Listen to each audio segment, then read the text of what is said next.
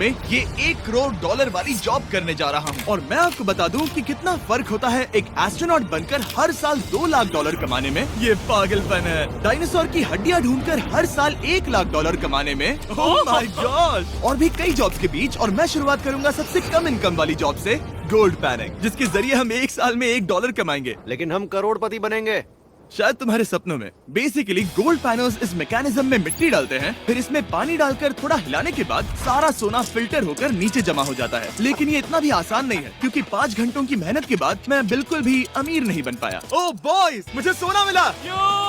इसकी क्या कीमत होगी? करीब 2 सेंट्स। यही तो मैं कह रहा था। इसे 1 साल तक करने के बाद भी आप $1 ही कमाएंगे। लेकिन लकीली हम ऐसी नौकरियां करने जा रहे हैं जिसमें हम 1 साल में $10 मिलियन तक कमा पाएंगे। चलिए देखते हैं ऐसी नौकरी करना कैसा लगता है जिसमें हर साल $1 लाख मिलता हो। म्यूजियम के लिए डायनासोर की हड्डियां ढूंढना।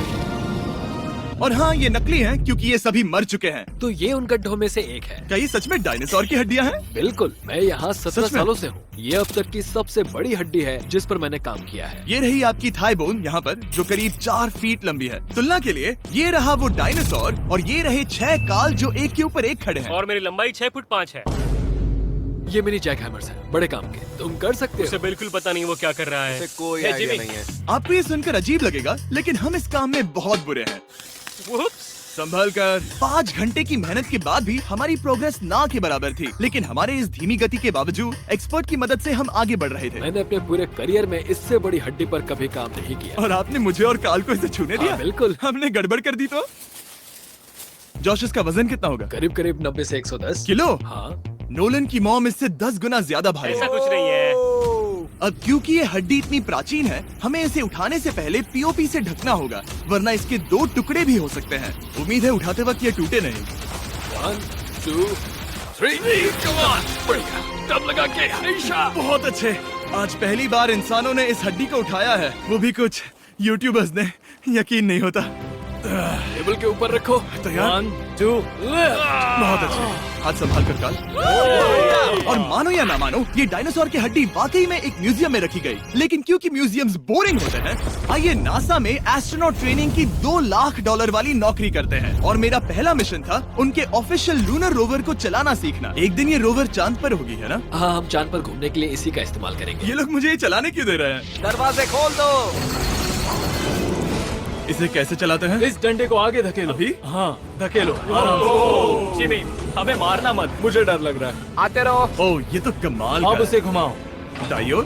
कहीं भी घुमाओ, मुझे फर्क नहीं पड़ता। ओह माय गॉड, यहाँ गाड़ियाँ हैं। क्या इस सड़क पर चला सकते हैं?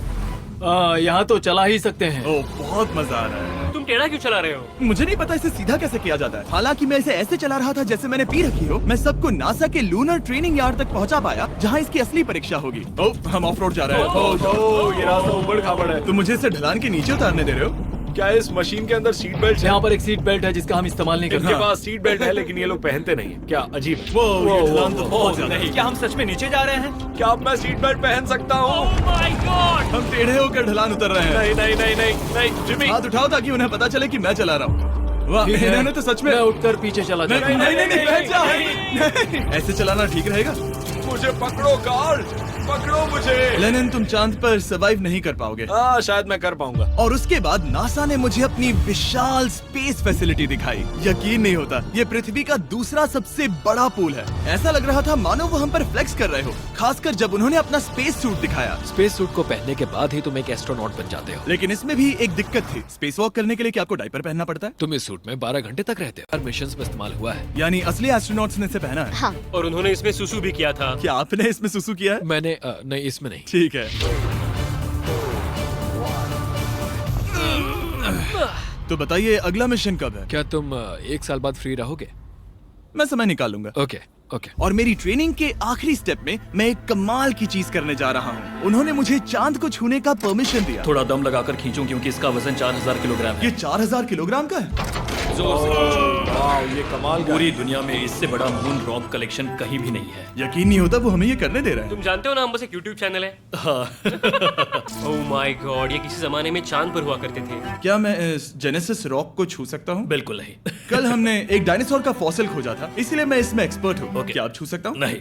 मैंने कोशिश की। यहाँ मौजूद ये मटेरियल असल में चांद की मिट्टी है। Oh my God. तुम इस वक्त वास्तव में चांद को छू रहे हो। ओह, ये तो कमाल है। तो इस ट्यूब में चांद की मिट्टी रखी गई है और इसे अब तक खोला नहीं गया है। और अगर ये सच है तो हो सकता है उसमें एक एलियन भी हो। हाँ वो पहला होगा चांद पर। क्या कहा? कहाँ से? मैंने कहा मुंह से। और ये जानने के बाद कि एलियन सच में होते हैं, हम अपनी अगली नौकरी के लिए स्ट्रेटोस्फीयर की ओर गए, जहाँ कार्ल और नोलन ने प्लेन उड़ाया। मैंने पहले कभी प्लेन नहीं उड़ाया। हमें पता नहीं हम क्या कर रहे हैं। फ्लाइट ट्रेनिंग के पहले दिन पर आपका स्वागत है। मैं मजाक नहीं कर रहा। बॉयज को एक असली प्लेन उड़ाने के पहले बस एक बार इस फ्लाइट सिमुलेटर में प्लेन को लैंड करवाना होगा। तो ये रहा हमारा थ्रॉटल। पीछे खींचने पर प्लेन धीमा हो जाएगा।